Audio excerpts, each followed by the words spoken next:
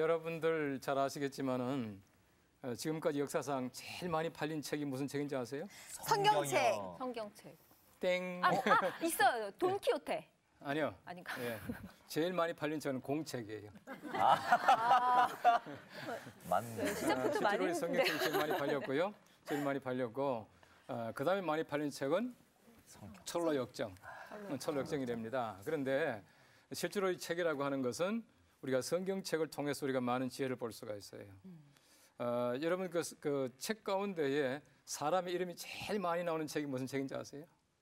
마태복음. 아니 그게 성경, 아니고 책 가운데서 그냥 사람 책 이름이 중에서. 제일 많이 나온 인명이 제일 많이 나오는 책. 전화번호부 아니에요? 그것도 예 전화번호부. 옐로페이지. 네, 전화번호가 제일 많이 나오고 실제로 우리가 책에 제일 많은 인명이 가지고 있는 책이 성경책이에요. 성경책은 약 3만 명 이상의 인명들이 나오거든요. 이 구약 성경 말씀 보시면 얼마나 많은 이름이 나옵니까? 또 특별히 우리가 성경 봉독할 때에 사람 이름 나오게 되면 좀 버벅대잖아요. 많이 힘들죠. 이제 그만큼 굉장히 사람들 많이 나와요. 두 번째로 많이 나오는 이름이 많이 나오는 책이 삼국지예요. 이 삼국지는 한 6천 명 정도 나옵니다. 그러니까 성경책이 3만 명 이상 나온다라고 하는 것은 굉장히 많은 나오는 책이죠. 근데 보십시오. 성경책에 아무리 많은 이름이 나온다고 하더라도 성경책이 주는 그 이름들은 예수 그리스도라고 하는 이름 외에는 전부 다가 조연들이에요. 쉽게 말하면 필요한 이름들이 아니에요. 실제로는 예수라고 하는 이름 외에 어떤 이름도 필요하지 않거든요. 근데 우리가 구약을 얘기할 때 흔히 성경에 보시면은 율법과 선지자라고 얘기하든지 아니면은 모세와 엘리야 그렇게 얘기를 합니다. 다시 말하면은 모세와 엘리야는 구약의 대표자들이에요. 우리 예수님께서 변화산에 올라가시잖아요. 올라가셨는데 거기에서 모세와 엘리야와 함께 예수님께서 변모하셨어요. 그래서 베드로가 말하기를 우리가 여기 있는 것이 좋사오니 초막을 세 짓겠습니다. 하나는 주님 위해서, 하나는 모세를 위해서, 하나는 엘리야를 위해서 짓겠습니다. 그렇게 얘기를 해서요. 모세와 엘리야는 구약의 대표자예요. 모세라고 하는 사람은 율법의 대표자, 그렇죠? 그런데 엘리야는 선지자의 대표자. 그래서 율법과 선지자가 모세와 엘리야예요. 그런데 율법이라고 하는 것은 사실은 굉장히 간단한 하나님의 명령들입니다. 그런데 선지서를 보면은 선지자들의 말을 보면은 굉장히 다양한 내용을 여러 시대를 통해서 여러 사람을 통해서 하나님께서 주시는 시대적인 말씀이에요. 바꿔 말하면은 선지자들이 하는 역할이 뭐냐 하면은 꼭 선지자들이 예언만 한 것이 아니에요. 다른 말로 하면 예언자 그러죠? 예언자들이 예언만 한 것이 아니라 시대적인 비판을 많이 합니다. 그 왕들에 대해서 잘못한 것도 책망도 하고 백성들에 대해서 야단도 치고 이런 모든 것들 전부 다가 예언자적인 역할이에요. 바꿔 말하면은 우리 교회가 가지고 있는 역할 가운데 굉장히 중요한 한 부분이 뭐냐 하면은 예언자적인 역할이에요. 예언자적 역할이 뭐냐 하면은 우리가 앞날을 얘기해 주는 기능도 있지만 특별히 중요한 것은 뭐냐 하면은 시대를 우리가 판단해 주고 하나님 말씀을 전달을 해 주고 잘못하는 것을 책망해 주고 이런 모든 것들이 다 필요하다는 것이에요. 그래서 우리가 좀 미래를 조금 알아야 합니다. 왜냐하면은 미래를 조금 알고 미래를 좀 예언도 해줄 수 있고 더더구나 우리가 필요한 것이 뭐냐 하면은 시대에 대해서 우리가 올바르게 판단해주고 얘기해주는 그 기능이 교회에 있어야 된다는 얘기예요. 또 교회는 분명히 있습니다. 이 성경 말씀 보시면 다 나와 있거든요. 뭐 미래학자들이 이런 말 저런 말 굉장히 많이 해요. 근데 저는 미래학 공부를 조금 해보니까 미래학자들이 하는 얘기는 성경책에 거의 다 있어요. 왠지 압니까? 왜냐하면은 미래학자들이 하는 얘기는 성경이 말하고 있는 종말에 관한 얘기예요. 앞으로 어떻게 될 것이다. 종말에 관한 얘기가 곧 미래학자들이 하는 얘기예요. 다시 말하면 이미 성경 말씀에서 다 말하고 있는 것을 우리가 이제 와서 찾아가지고 이게 뭐 대단한 얘기 같이 떠들고 있는 것이 미래학자들의 얘기라고 하는 얘기입니다. 중요한 것은 뭐냐 하면은 우리가 미래는 절대로 단정할 수 없어요. 이렇게 된다라고 말할 수 있는 사람은 아무도 없지 않습니까? 그런데 미래는 예측이 가능해요. 예측이 가능하기 때문에 미래학자들은 이것을 메가 트렌드라고 그래요. 메가, 큰, 대형 트렌드, 경향. 대형 추세가 어떻게 될 것인가 하는 것을 따라가지고 미래가 이렇게 될 것이다, 저렇게 될 것이다 예측이 가능하다는 것이에요. 우린 좀 더 미래에 대한 관심을 가져야 합니다. 왜냐하면 우리 기독교는 미래지향적인 종교예요. 앞으로 어떻게 될 것인가? 앞날을 분명히 알고 앞날에 대한 것을 예측을 해주고 동시에 우리가 앞으로 가기 위해서 필요한 현재를 비판해주고 분석해주고 그리고 책망도 해주고 이것이 교회의 기능이라고 생각되어져요. 그럼 최근에 보십시오. 이 최근에 보면 기독교가 많이 좀 야단을 맞는 것 같아요. 심지어는 많은 사람들이 말하기를 사회가 교회를 걱정한대요. 이건 제가 볼 때는 아니거든요. 이 교회가 사회를 걱정해야 되고 교회가 사회를 인도해야 되는데 그렇지 못하고 오히려 사회가 교회를 걱정한다고 그러잖아요. 얼마나 참 우리가 미안한 일이고 또 창피스러운 일인지 몰라요. 기독교가 많은 폄훼되고 있고 비판을 받고 있습니다. 왜 그렇게 했느냐? 제가 볼 때는 우리가 사회적 기능을 하지 못해서 그래요. 바꿔 말하면 우리 교회가 가지고 있는 대사회적인 역할을 잘 감당하지 못하니까 사회가 볼 때는 교회가 제 기능을 하지 못한다. 이렇게 말하고 있다는 것이에요. 이 사실 보면 교회가 참 좋은 일도 많이 하거든요. 좋은 일을 많이 하지만은 좋은 일을 10개 하더라도 나쁜 거 하나만 있으면 교회는 비판을 받습니다. 왜 그런지 아세요? 세상 사람들이 나는 나쁘게 살지만 당신도 나쁘게 살지 마시오 이 말이에요. 왜 우리 교회 보십시오. 교회도 마찬가지입니다. 예를 들어 가지고 교회가 때때로는 보면은 좀 치고받고 하는 일이 있어요. 이 세상 나가면 매일 있습니다. 이런 밤중에 파출소 가 보십시오. 매일같이 술 먹고 싸우고 오는 사람들 있잖아요. 근데 목사가 싸우게 되면은 신문에 나와요. 왜 그런지 아세요? 우리는 싸우지만 당신은 싸우지 말란 얘기거든요. 바꿔 말하면 사회가 교회에 대한 기대감이에요. 여러분 잘 아시는 대로 3.1운동 때 보십시오. 3.1운동 때에 우리나라 전체 국민이 1,600만이었습니다. 1,600만인데 기독교는 20만이었어요.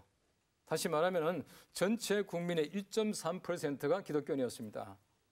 그런데 우리가 33인, 우리 독립선에서 33인 대표 가운데서 16사람이 기독교인이잖아요. 혹시 아십니까? 우리가 마지막까지 생존하고 있던 33인 중에 한 분이 이갑성 선생님. 제가 지금 섬기고 있는 연동교회 교원이셨어요. 맞았어요? 예. 그리고 우리 교회는 이준 열사나 또 월남 이상재 선생 이런 분들이 우리 연동교회 교원이셨어요. 굉장히 독립운동이 굉장히 강한 교회였습니다. 다시 말하면 그 당시만 하더라도 교회가 대사회적인 역할을 굉장히 잘 감당했다는 겁니다. 비록 작은 퍼센테이지지만은 이런 기독교인들이 진짜 힘 있는 기독교인들, 대사회적인 역할을 감당할 수 있는 그런 사람들이었다는 거예요. 우리 민족을 위해서 공헌할 수 있고 우리 미래를 염려할 수 있는 그런 기독교인들이 교회 안에 가득 찼다는 것이죠. 지금 보면은 굉장히 많은 사람이 있잖아요. 심지어는 뭐 한국 교회가 뭐 우리가 국민들 전체의 뭐 30%다 이렇게 말하는데 좀 과장일지 모르지만 어쨌든 얼마나 많습니까? 주일날 돼 보십시오. 얼마나 많은 교인들이 많은지 몰라요. 얼마나 많은 교회가 꽉꽉 찹니까? 그런데 보십시오. 그럼에도 불구하고 우리 한국 사회가 우리 기독교적 사회 같지 않아요. 우리 문화가 그리스도의 문화 같지 않단 말입니다. 왜 그렇게 하느냐? 우리 기독교인들이 사회에 대해서 올바른 사명을 감당하지 못하고 있다는 얘기입니다. 그래서 우리가 좀 더 시대적인 감각을 가지고 또 미래를 조금 알고 이렇게 미래를 보시면은 앞으로 우리 교회가 어떻게 될 것인가 하는 것을 금방 알 수가 있어요. 그래서 오늘은 제가 우리 미래 보는 법을 조금 가르쳐 드리려고 해요. 눈 크게 뜨시고 귀 크게 여시고 한번 잘 들어보십시오.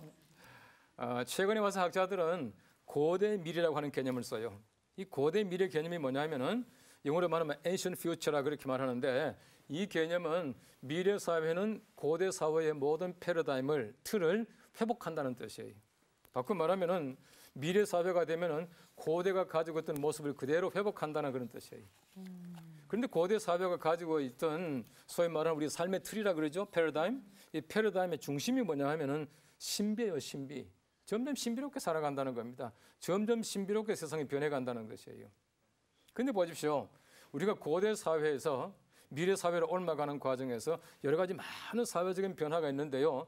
가장 중요한 것은 고대 사회, 가장 고대 사회의 교회가 무엇일까라고 하는 것이에요. 우리 구약 성경 말씀을 공부하다 보면은 모형학이라고 하는 주제가 나옵니다. 모형학이 뭐냐 하면은 구약의 모든 사건들, 인물들은 신약의 예수 그리스도의 사건과 예수 그리스도의 모형이다라고 하는 뜻이에요. 다시 말하면 예를 들어 이런 겁니다. 지금 요셉을 보십시오. 요셉 팔려갔죠. 요셉이 팔려갔는데 예수님께서 팔려갔어요. 요셉은 가장 사랑하는 형들에게 팔려갔고요. 예수님은 가장 사랑하던 제자에게 팔려가셨어요. 요셉은 예수님 모형이다 그렇게 말합니다. 요나라고 하는 사람이 사흘 동안 큰 고기 뱃속에 있었죠. 그런데 예수님께서 사흘 동안 어디 계셔요? 무덤 속에 계실 것이다라고 하는 모형이다. 모든 인물과 사건은 예수 그리스도의 모형이다라고 하는 것이 모형학이에요. 이 모형학적인 관점에서 볼 때 보십시오. 우리 사람들의 구원의 역사, 구원의 어떤 모든 과정들을 보시면은 개인이나 인류나 마찬가지예요. 우리 사람들이 죄의 종으로 있다가 예수 그리스도로 말미암아 구원받게 되고 구원받은 다음에 죽기까지 우리가 교회 생활을 통해서 훈련받게 되고 그다음에 죽음 다음에 하나님 나라 들어간다 이 말이거든요. 구약 성경 말씀은 간단하게 얘기를 하고 있습니다. 애굽에 있다가 애굽에 종살이 하다가 세상에 종살이 하다가 출애굽하죠. 출애굽은 구원이죠. 그 다음에는 광야 생활을 해요. 광야 생활은 교회 생활이거든요. 그 다음에 요단강 건너가요. 요단강 건너갔단 말이 무슨 말이에요? 죽었다는. 요단강 건너가 만나리 하잖아요. 건너갔죠. 그 다음엔 가나안 땅, 하나님께서 약속하신 그 땅이에요.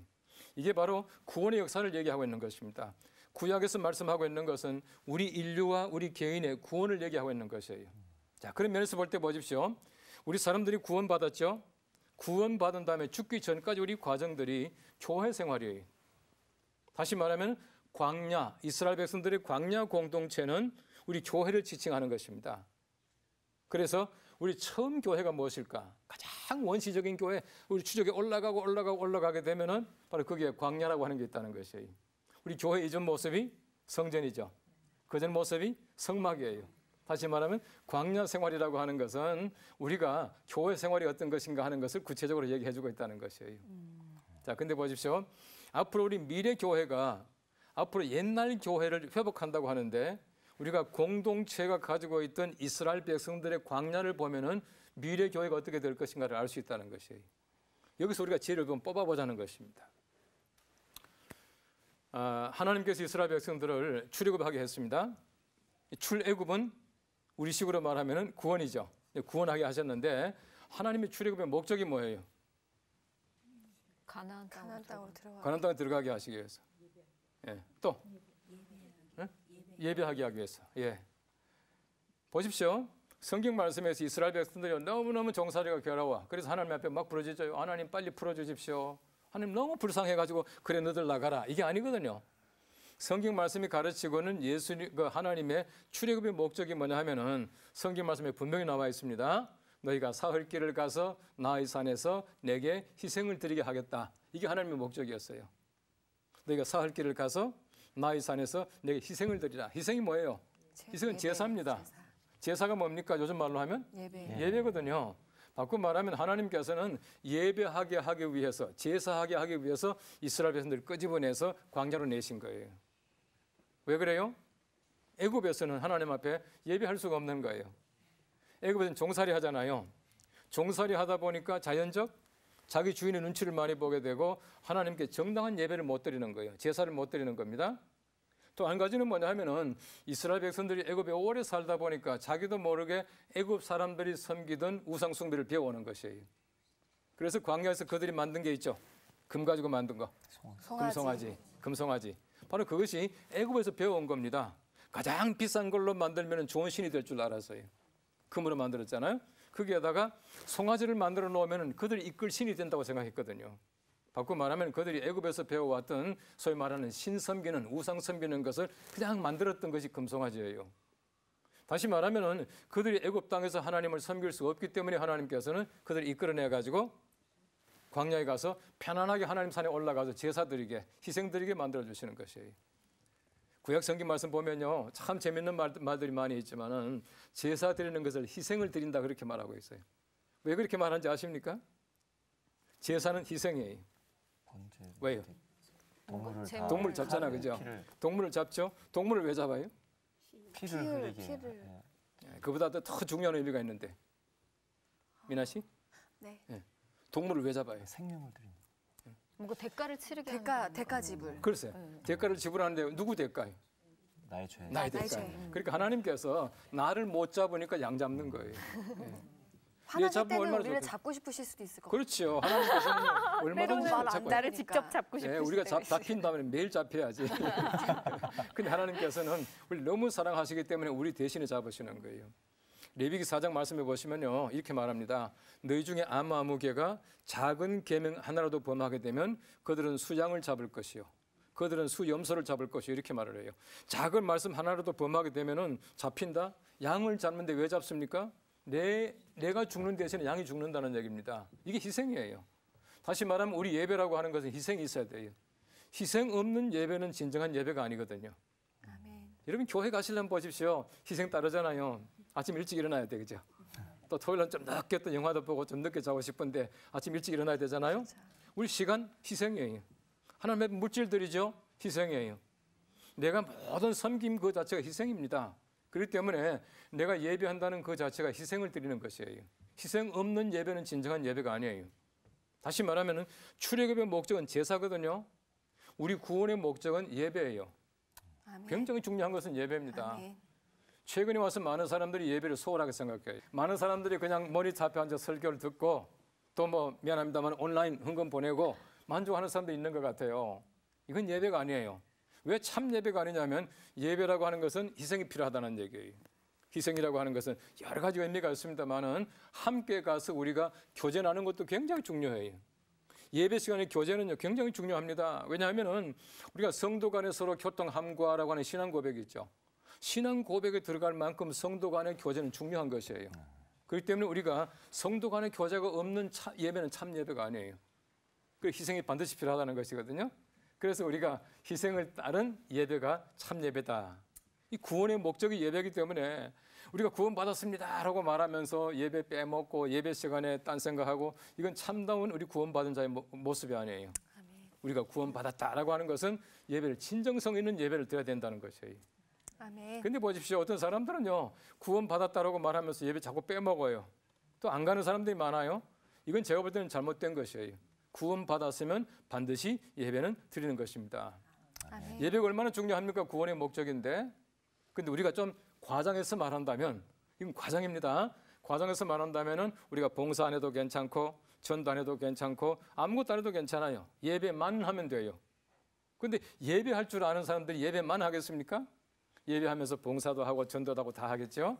그리고 우리 예배는 가장 중요한 것입니다. 다시 말하면 우리 미래 교회가 가장 필요한 것 가운데 하나가 뭐냐면 예배 드리는 것이 예배를 정말 진정성 있게 드려야 참 미래 교회답게 된다 하는 사실을 얘기해 주고 있어요. 출애굽기를 쭉 보시면은요. 13장에서 출애굽이 시작되고요. 14장에서 완성이 돼요. 그리고 15장에 가서는 모세와 미리암의 찬송이 나오죠. 찬송이 나오다가 제일 마지막 15장 마지막 가보시면 물이 나옵니다. 마라의 쓴물이 나와요. 마라의 쓴물. 이 쓴물이 있었는데 이 사람들이 물을 찾다가 물을 찾았는데 스서 마시지 못하는 물이에요. 근데 거기에다가 하나님께서 말씀하신 대로 나무 가지를 꺾어서 던졌더니 물이 달게 되었다. 그렇게 말하고 있잖아요. 이게 무슨 말인지 아세요? 나무 가지가 뭐겠습니까? 희생, 제물. 구약 성경 말씀에서 나무 혹은 나무 가지 하면 십자가 생각하면 거의 맞아요. 다시 말하면은 쓴 물이 십자가로 말미암아 단물이 되었다는 거예요. 여러분 보십시오. 우리 죄라고 하는 것이 얼마나 쓴 물입니까? 그죠? 우리 죄는 너무너무 쓴 거예요. 그런데 예수 그리스도의 십자가로 말미암아 달게 변하게 됐다. 그렇게 말씀하고 있는 것이에요. 근데 보십시오. 물 얘기가 15장에 나오죠. 16장에 들어가자마자 나오는 것이 만나 얘기 나옵니다. 만나. 매일 아침 만나가 내서 만나를 이렇게 먹고 40년 동안 살지 않습니까? 여러분 만나 보십시오. 만나라고 하는 것은 굉장히 소중한 그들에게 필요한 생존 방식이에요. 먹는 문제가 얼마나 심각한 문제입니까? 우리가 한국 사람들이 살기 위해서 필요한 세 가지가 있어요. 의식주 그러죠? 의식주 가운데서 이 세 가지가 반드시 필요한데요. 반드시 필요한 세 가지 가운데서 제일 필요한 게 뭐예요? 의잖아. 의식주잖아요. 예, 의. 예. 우리 의가 제일 중요해요. 한국 사람들은요 먹는 것보다 입는 게 더 중요해요. 왠지 아세요? 잘 보여야 되니까. 예, 한국 사람들은 체면 문화가 발달했다는 거예요. 소위 말하는 포장 문화. 이 포장 문화가 발달했다. 이 포장 문화가 발달해서 발달한 음식이 있어요. 쌈밥. 싸먹는 거. 밥도 심지어 싸서 먹어요. 그럼요. 김밥 이게 싸서 먹는 거 참 좋아하잖아요. 다시 말하면 우리는 외형적인 것에 굉장히 많은 관심을 가지고 있습니다. 그래서 우리가 성형하는 사람들도 많고 이건 우리나라 가지고 있는 일반적인 하나 이거 소위 말하는 그 외형 중심의 문화라고 생각되어져요. 그런데 이 이스라엘 사람들도 마찬가지로 꼭 필요한 세 가지가 있어요. 삶에 필요한 세 가지. 성경 말씀에 나오거든요. 만나? 예? 먹는 거. 예, 먹는 거. 무엇을 이거 먹는? 예, 마실 거. 먹을까? 예. 입을까? 입을까? 입을까? 예, 성경 보십시오. 입을 그 세 가지 나옵니다. 너희가 무엇을 먹을까, 무엇을 마실까, 무엇을 입을까 염려하지 말라 그랬어요. 이게 뭐냐면은 성경 말씀이 가르치는 것은 굉장히 염려를 많이 했다는 얘기거든요. 그래서 이 세 가지 중요하다. 근데 우리에게 중요한 것은 의지만은 이스라엘 사람들에게는 먹는 것이 무엇을 먹을까 제일 먼저 나오잖아요. 얼마나 중요한 문제인지 몰라요. 여러분 미래 교회가 필요한 것이 있습니다. 그게 뭐냐면은 사람들의 먹는 문제, 마시는 문제. 이거는요 일반 사람들이 해결할 수 없는 문제예요. 교회가 해결해야 됩니다. 모든 사람들이 함께 나눌 수 있는 음식과 물. 이 문제는 미래 교회가 가지고 있는 굉장히 중요한 사회에 대한 기회가 될 수 있다고 생각되어져요. 무슨 말이냐 하면은 일반 사람들은요 먹는 문제 절대 함께 못 나눕니다. 마시는 문제 절대 함께 못 나눠 마셔요. 이 교회 밖에 할 수 있는 기관이 없다는 얘기예요. 참 중요한 문제입니다. 그래서 우리가 앞으로 미래가 교회가 해야 될 문제. 그다음 보십시오. 20장 말씀에 가시면은 율법이 나옵니다. 율법이 나오잖아요. 하나님 말씀이 얼마나 중요합니까? 어떤 분이 분석했는데 이렇게 말합니다. 앞으로 교회가 점점 쇠퇴하게 되는데요. 교회가 쇠퇴하는 신드롬 중에 하나가 뭐냐 하면은 하나님의 말씀을 상징화한대요. 무슨 말이냐 하면은 에이 말씀 뭐 그렇게 되겠냐? 말씀 문자적으로 믿을 게 뭐 있냐? 뜻만 알면 되지 이렇게 생각한다는 거예요. 아니거든요. 살인하지 말라면 살인하지 말아야 돼요. 율법 절대 변한 것이 없습니다. 예수님께서 오셔서 완성시킨 것이지 절대 변한 것이 없어요. 그만큼 중요한 것이라는 얘기입니다. 말씀 굉장히 중요합니다. 말씀 중심으로 살아가는 것. 그 다음 보십시오. 마지막에 25장 이하에는 성막이 나와요. 성막 짓는 모습이 나오잖아요. 성막은 비록 조그만한 것이지만은 하나님이 무지무지 사랑하시는 거예요. 내가 거기서 너를 만나겠다 그랬어요. 다시 말하면 교회입니다. 앞으로 사람들이 점점 교회를 떠나가요. 교회 아니고 뭐 집에서 예배 드려도 된다 생각해요. 아니거든요. 교회까지 가야 해요. 적어도 내가 예배한다라고 하는 것은 교회까지 가서 교회에서 예배 드리는 것, 희생적인 예배를 드리는 것이 참 예배다 하는 것을 성경 말씀이 가르치고 있는 것이에요. 여러분 구약 성경 말씀 보십시오. 출애굽기 제일 마지막 장 마지막 절, 40장 마지막 절이 뭡니까? 하나님이 성막을 다 짓고 나니까 성막에 하나님의 영광이 항상 떠 있어요. 잠시도 멈추지 않았습니다. 60만 모든 사람들이 성막 위에 떠 있는 하나님의 영광을 바라보면서 40년을 살았어요. 그들의 삶의 중심이 성막이었습니다.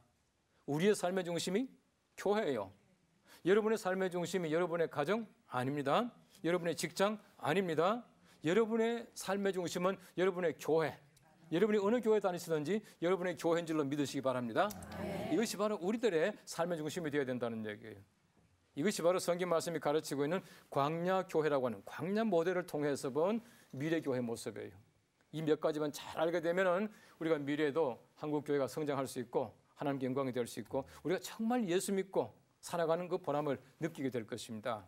앞으로 미래 교회가 어떻게 변할지 모르겠습니다. 라고 하는 것이 아닙니다. 미래 교회는 분명히 우리가 확실하게 보여줍니다. 하나님 말씀 가운데서 예배를 충실하게 드리고 교회를 섬기게 되면은 앞으로 좋아진다는 거예요. 다 아는 얘기죠. 예. 성경 말씀 보십시오.